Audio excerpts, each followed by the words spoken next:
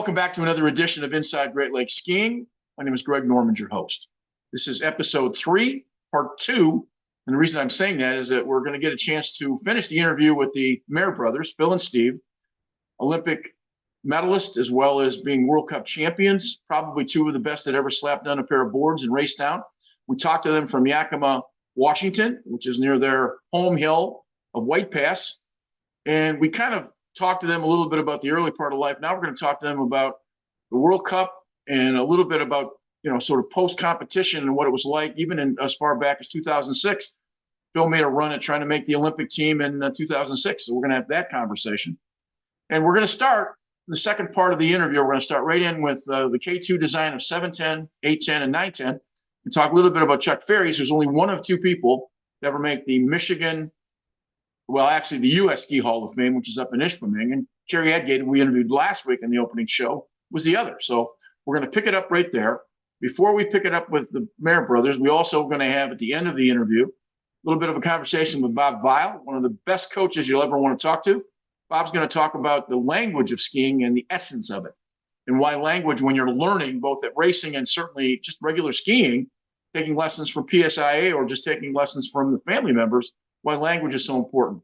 Bob was always the best linguist I'd ever met on a ski hill, and words as a writer, those are sort of important. So we're going to talk to Bob a little bit about that, and I think that'll be a good part of the interview. So right now, up next is the Mahre brothers talking about Chuck Ferries as the second part of the interview that we had from show 2. So stick around, and we'll be back literally in 3 seconds.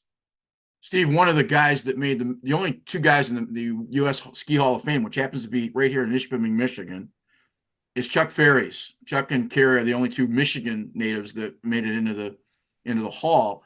Chuck was a designer at the time for K2, and you guys put K2 on the map with 710, 810s, and 910s. What was good about that ski, and did you have any influence on the design of the ski at the time? Oh yeah, I mean, so we started getting skis from different companies. I think we started probably at about 10 years or 11 years old. I mean, Rosignol, K2, Head, and whatnot. And then when we were, I think, probably 13 or 14, we got K2, and then we were with them all the way through our career. And K2 was, built right on Vashon Island at that time, which is right there in Seattle. And we'd go over every summer. We'd have camps where they were just test sessions for K2. I might go down to Mount Hood or Mount Bachelor in Oregon, spend 3 days just testing skis. They might bring 7 variations of a slalom ski, and you'd ski on those 7, take the best 3, and they go back and say, well, I like this about this one, but I like that about that one. So they might try to combine some of that stuff, and then they'd play with that, come back, and you'd have your control skis from the previous test, and yeah, that was better or it wasn't. And you get to the point where you say, okay, that's what we're going to use for this year, and go on. So like in 1984 or 1982, it would have been, they started trying to build a laminate GS ski instead of a glass wrap.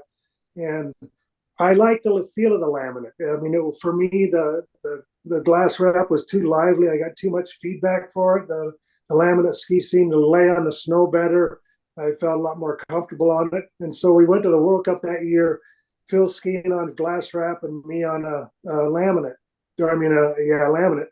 But Phil had also, during that summer, had asked them, hey, what would happen if you did this, put another layer of metal on the top of the ski? I mean, I in my glass wrap one. And they said, well, we can try it, but it's not going to be any good because as soon as it gets cold, that metal is going to shrink, and it's going to reverse camber the ski before it ever. So it's instead of having camber one way, it's going to be the other way. Well, that's fine. I mean, when you make a turn, that's what you want it to do, be bent like that, whatever, And so they made some, I think about 5 different ones, 5 pair.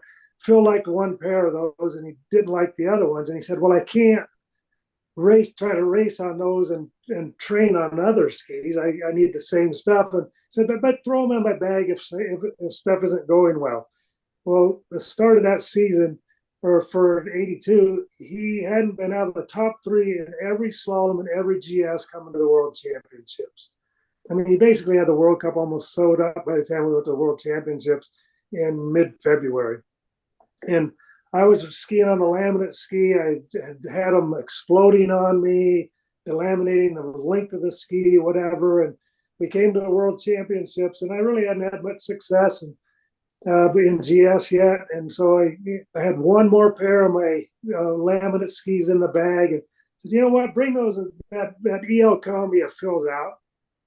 I'm going to just ski on those a couple of, and so I just skied between those two skis for a day and said, you know what, I'm going to go in the EL combi in the race. And then I ended up winning the World Championships. Those are that was, and then that's a ski we used the next 2 years on the World Cup, the EL combi. I mean, sure, we made improvements to that again and again. And then after we retired, Tiger Shaw and Felix McGrath and anybody on K2 would have been on that or made changes to that. I mean, we continued with K2 for many years after we retired, continued to do that testing in the summer months and whatnot. So, yeah, but they were, I mean, we had the opportunity. I mean, after the 76 games, everybody promised us, I mean, Fisher came after us, Rosignol came after us. Everybody wanted us on their ski. And they say, yeah, we'll make 500 pair for you to test. And you're going like, yeah, right. You've got, Gustavo Tuni, you've got this guy, and this guy all on your skis. They can win on them. You're not going to make special skis for me. I mean, because these guys are winning on them. You just take what they have, you'll win. And so we stayed with K2 because they would do that for us. They would, okay, well, the engineer says it's not going to work. And we say, I don't care, try it anyway. And they would do that. So it was a good relationship. Chuck started a company called, as you guys are well aware, pre-1200s. And when we met him in Lake Placid, if you're an instructor or anybody with any kind of a part of the the USSA program, you got a free pair of skis. So we were teaching on pre-1200s, and I jokingly said to my son last night, who was a big fan, I said the Mayers were to K2 much like Michael Jordan was to Nike in terms of their value and their endorsements. And my son pointed out to me, he says, I think if you check the actual record book, I'm not sure K2 did the business that Nike's ever done. So we had that conversation, but they were really interesting skis. I mean, we used to fill the old 555s up with glue so that the springs wouldn't pre-release if you're coming off a bump or coming up in the the hills. The equipment's built better today than it was built then, if you think about it. I don't think that's I don't think that's a change. You guys obviously had great careers in the World Cup. I mean, obviously you're two of the best. Talk briefly. I think you're starting your 40th year because I don't want to take too much of your time, but talk briefly about you were Keystone for 20 years with your training centers. You've been, I think, now is this the 40th winter? Am I correct at that? Well, it's changed now. We went for 18 years in Deer Valley after Keystone. But Altera bought Keystone, or not Altera bought Deer Valley, and so we were there for 18 years. And when Altera bought it, I think about 2 years or 3 years before our contract, I mean, was due or would have come up, and when the contract, when we wanted to renew the contract or renegotiate that with Altera, their non-starter was our non-starter, and so it just was dissolved from that partnership was done after that 2 years ago. Last year was our first year doing it on our own. We're still doing the Mahre training centers, but they're a little different format than they were then. And this will be our second year doing that. It was what we did last year. I think we had a good success. I think we had a lot of people that were happy with it, and so we're continuing on. But how many more years we'll see? I mean, I never thought that I would be a ski instructor per se for 40 years after ski racing. If I look at my entire ski racing career, it was 18 years. That's from the time I was starting racing at 8, going until I was 26. And now I'm looking at going like, okay, now we're almost 40 years into doing this. I would have never thought I would have done that double of this of what I did in my ski racing career. Bill, talk a little bit about ski technique and how it's changed. And I want to add to it. In 2006, I know we talked earlier about Kerry Edgate coming out and winning the Masters in 2005. you took a stab at trying to make the national team in 2006. So obviously at that point, you're going from straight skis to parabolic skis that we've all been on. I remember the first time you look at a 209 and somebody hands you, in those days, it was 155 before they even extended it to 165. I'm 235 pounds. I'm going to break the ski in half. It just doesn't seem to work. But did you change? What did you learn about technique from what you had, and what are you teaching in your camps? And I'll post up the information on when we're done the interview. So if somebody wanted to know where to get the information, but what have you learned about ski technique in the last 10 years? Well, skiing will always be skiing. It's there, there's some stance changes, this, that. The biggest thing is I think most people, well, like especially in ski racing, there's this tendency to put everybody, kind of pigeonhole people. It's like, you got to ski like that. Somebody wins an Olympic medal or wins a World Cup title, and they say, you got to ski like that guy. And then somebody else comes along, skis completely different. Now it's like, oh, you got to ski like that guy. Okay. So not a whole lot's changed. We've been, as Steve said, we've been at this is our 40th season teaching people to ski. And there's 3 basics to skiing: fore and aft balance, lateral balance, so side to side, and vertical balance, flexion and extension. And if you use all 3 of those and use them properly, that tool you stand on does most of the work. You just go along for a joyride. And unfortunately, the SIA, it doesn't matter. People, when they you got to reinvent the wheel. Oh, you got to do this, you got to do that. It was like it's parallel shafts. There's no more A-framing. Well, who was the biggest A-framer in the world? Lindsey Vonn, Bodie Miller. They did pretty well, okay? So it doesn't really have anything to do with we all ski on the same equipment. We all move differently physically, just naturally. And so everybody should ski different. They should look different. Their equipment makes them look different, whatever, because they move different. But we should all do technically the same thing. We should all be balanced fore and aft. We should transfer weight foot to foot, and we should move vertically. And if you lack 1, 2, or all 3 of those elements in your skiing, then you should probably pick up a different sport, because you're not going to have any fun. Okay. And the only way to improve your skiing is feelings and sensations. And if you can't feel the difference between sitting back or leaning forward, I can't help you, and you can't help yourself, because you can't feel the difference. I equate it to apples and oranges. If you can't taste the difference between the two, doesn't matter which one you eat, right? And that's the same with skiing. If you can't feel the difference, you can't change it. You have to be able to feel sensations and what's better, what's worse. And old habits, whether they're good or bad, are comfortable. And if you have a bad habit and you make it better, it doesn't feel better in the beginning. It feels weird, strange, awkward. And so when you change things in your skiing, and you have to change things in your skiing if you want to improve, you can never just say, oh, that's as good as it gets, because as soon as you settle thinking that's as good as it's going to get, that's as good as it's going to get. It's never going to get better. And skiing is one of those sports that if it's a bluebird day, it's so easy to just go out there and just shut the brain off and just go out and have fun, right? But if you want to get better in skiing, you have to work at it. You have to think about it. You have to concentrate. And that was the thing when I got back into ski racing when I was 50, is the skis had changed so much that you had to do things a little bit differently, right? They made it easier, first off. You just had to tip the ski up on edge and deal with the forces. And it made the turn for you, versus back in the day where you had to feather the ski into the turn and then clean it up and carve the bottom of the turn and stuff. And slalom became the one that was most difficult. I mean, it was a completely different animal. Short little skis.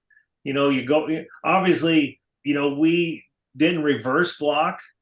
The rapid gate allowed us to get closer to the pole, but we still inside hand cleared the pole and stuff.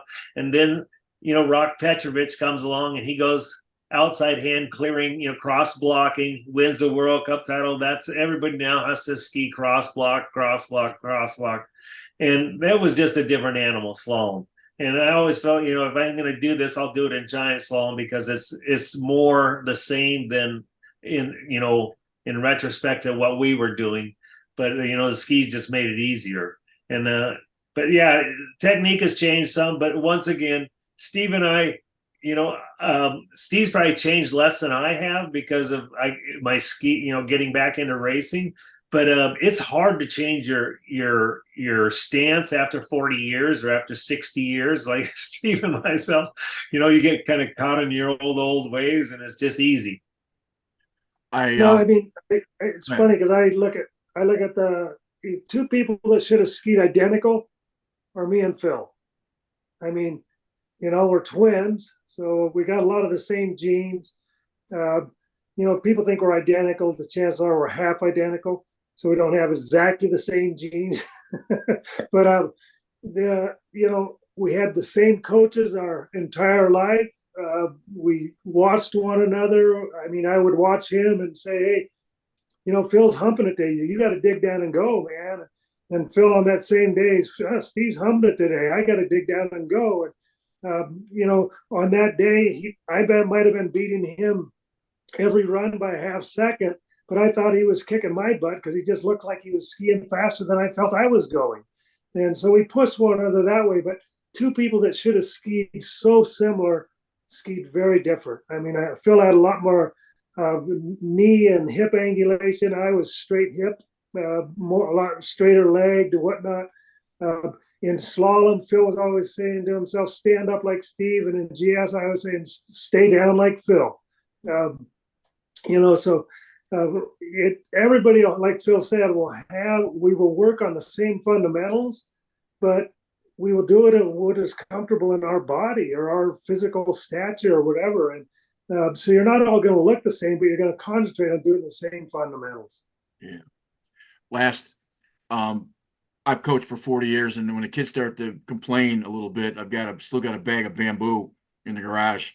So the next day I bring up about 6 or 7 gates out, and I said, okay, I got pictures of the old ice auger to make the gate hole, but we'll do at the bottom of the hill, we'll pull out the bamboo, and about 4 or 5 times down the hill, coach, we won't bitch the rest of the season. We'll just keep our mouth shut and go back and do what you ask of us. So I get that part.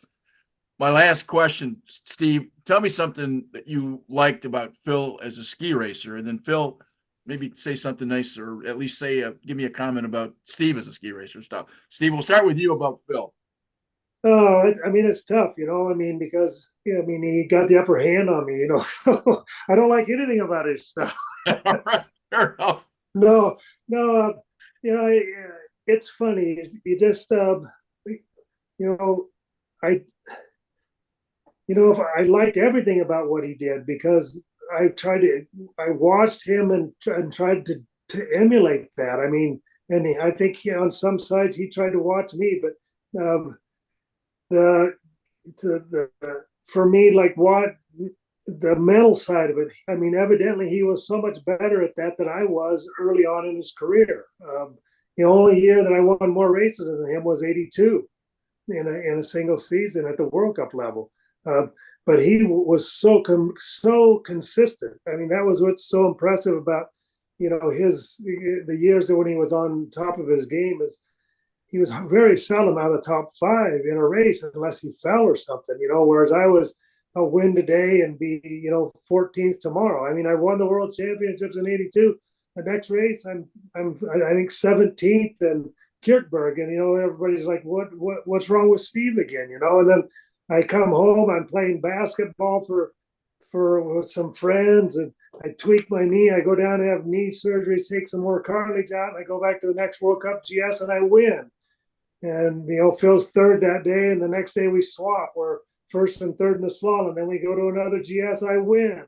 I'm going like, what the heck is going on with GS all of a sudden? Because the first international GS I ever won was the World Championships, and then I ended up winning 3 GSs that year.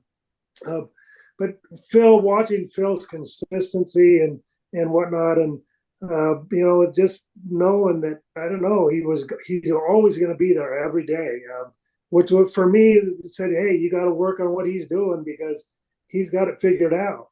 He just didn't tell me the mental side. We always joke about that, I mean, he just taught me everything. I've taught him everything I know, or taught him everything he knows, just not everything I know. I was a better coach than Phil was because I was his coach the last 4 years. He was my coach the last 4 years. He did not tell me everything he knows. Steve, or Phil, say something about Steve as a competitor or just as a ski racer. He's a competitor. As he stated, he's a better coach than I am. I was his coach the last 4 years of our career. Basically, he was my coach. I'm a better skier. He's a better coach. But he is competitive. You asked, who's more competitive? He's a competitor. I think back in the day, I was probably the most competitive. I was a little bit guarded. Steve was a little more outgoing than I was, just to people and in general and stuff. He's just kind of I think he was a little bit more. I was more reserved. I was a little bit guarded in a sense. He was more outgoing, and he was willing to help people and do what he had to do, and he was a great person, and I look back now and say, yeah, or I should say, looking forward, he is more competitive than I am. And I think it showed at the end of our careers how competitive it was, because early on, as he stated, I had the upper hand, and late in our careers, he was a nemesis in some respects, especially in '82. Like he said, he won a lot of races, and it was. I always had my best friend with me on the World Cup. That's unbelievable. I always like to leave. I was an investigative news reporter for a lot of years, and I found a quote, and it kind of emulates what I think you guys are. And it's a quote from your dad, and I found it in a newspaper in Washington, and they were talking about the idea that you get sort of pigeonholed as being ski racers, and that's all you are. And your dad had the quote, which I thought was really cool. It's what they do, it's not who they are. I just thought was such a cool quote about what he thought of you guys. He says, yeah, you ski race, but it's what they do. It's not who they are. And having spent just an hour with you guys, I get what Spike was talking about. He's just a very generous guys. And I know you've meant so much to ski racing, and it's been just an absolute treat to be able to get to spend a little bit of time with you guys. So thank you so much for the insight, and appreciate it very much. All right, thank you. It's a pleasure. Thank you. Yeah. And I tell you what, for young kids out there, it's not what you have on, it's what's in what's on. I went to my first junior nationals in blue jeans and a sweater, and was fifth in the giant slalom as a 13-year-old. So you can go out and win races in blue jeans if you want.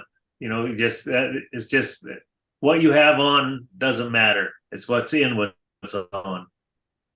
Guys, thanks so much for your time. Yep. Good luck with your show. Hope you have good success with it. Absolutely. You guys have a great winter, and I'm sure our paths will cross. The only thing I can say to Phil and Steve Mahre is thank you for your time and your dedication. And I think their explanations of ski racing and what the country meant to them, they're just two good guys. And they certainly showed some passion and some drive. The passion is what surprised me. I thought that was really cool.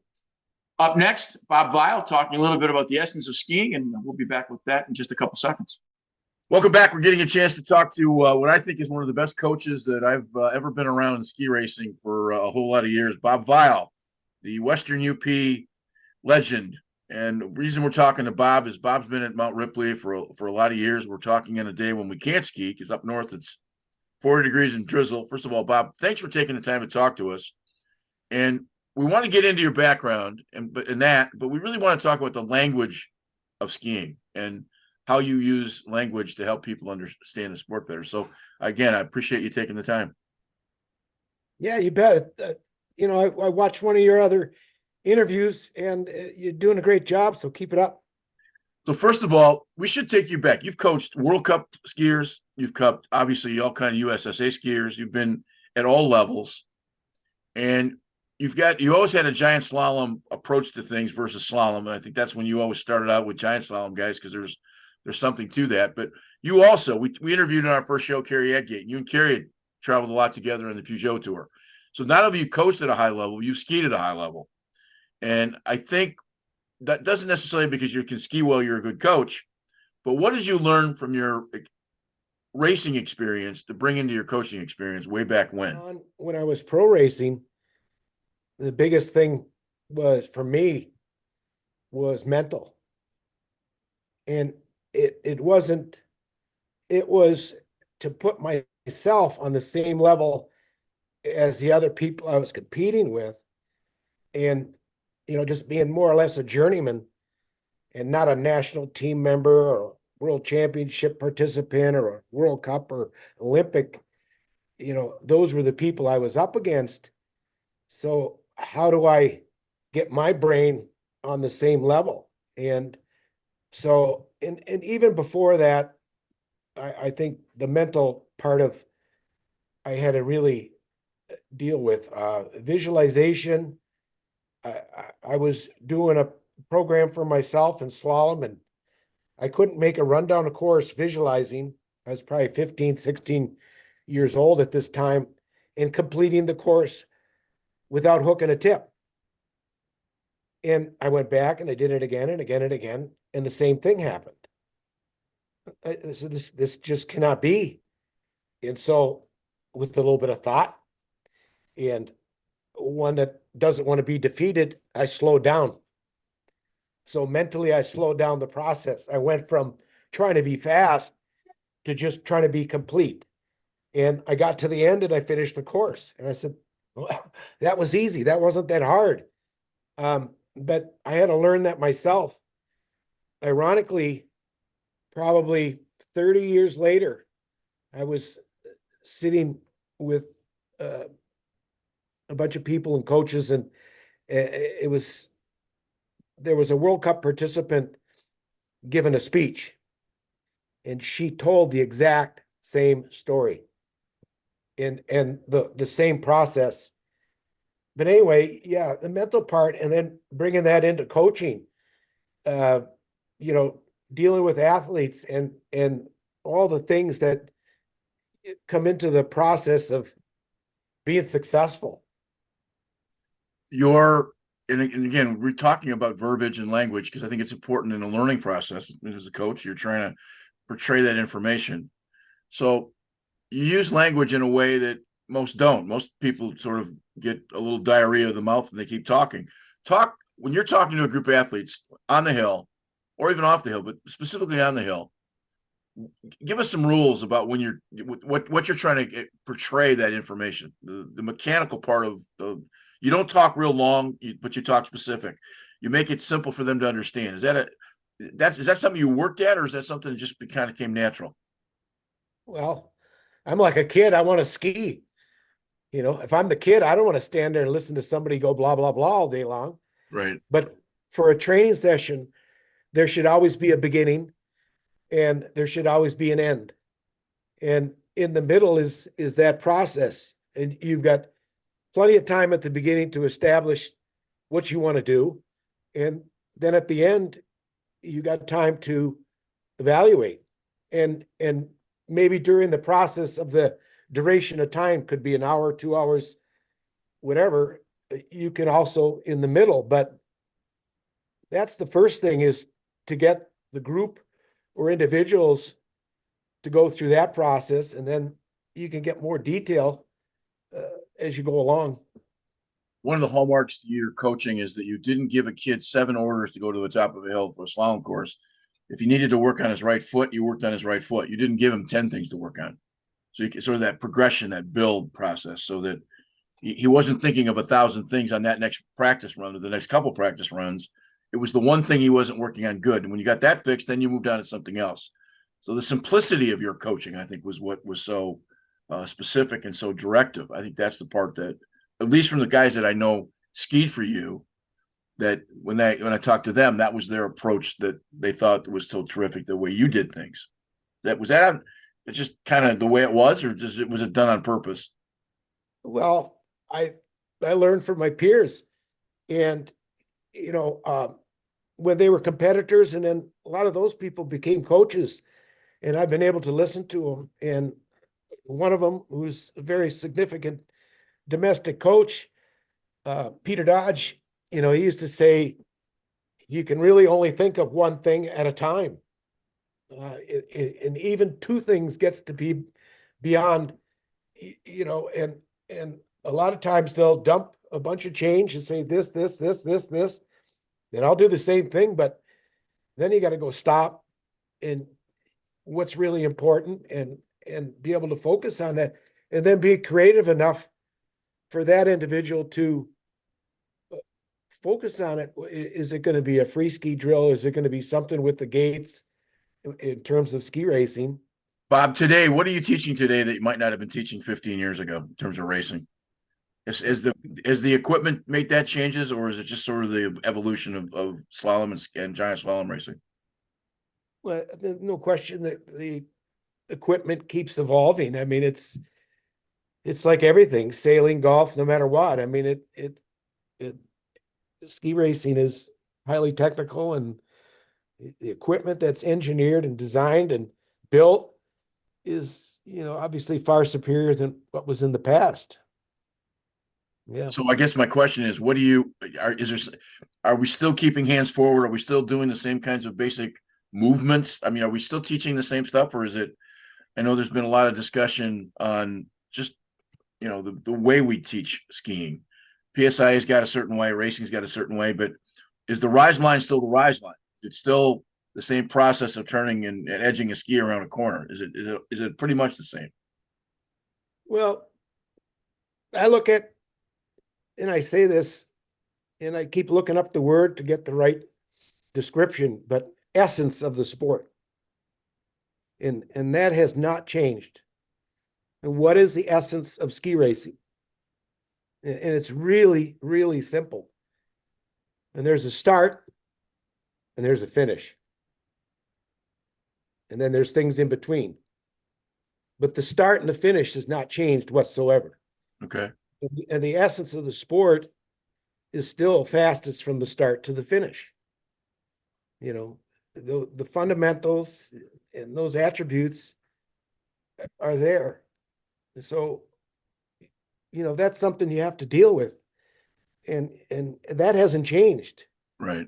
Okay. Now the equipment, the skis, the boots, the poles, and the apparatus, and then, sometimes the rules, but yeah, that makes a big difference. And what can happen in the speed, especially for slalom, the speed of slalom now is, back in the day, you didn't need a helmet. You just needed a good chook, or maybe not, or a good pair of goggles. Depending if you're in the Northwest, you don't wear the goggles because the rain smears the lens. Right. But anyway, now the speeds they attain and the turns are a lot different too than back in the bamboo days. Wrong, but you really concentrate more GS to teach slalom than the opposite. I've always noticed that when you're training, you love GS. Is that a fair comparison or first statement? And if that's true, why GS to help with slalom? A bunch of reasons. I mean, I like less gates and more speed myself. People would tell me, "Oh, you should be really good at slalom. Get rid of all those sticks."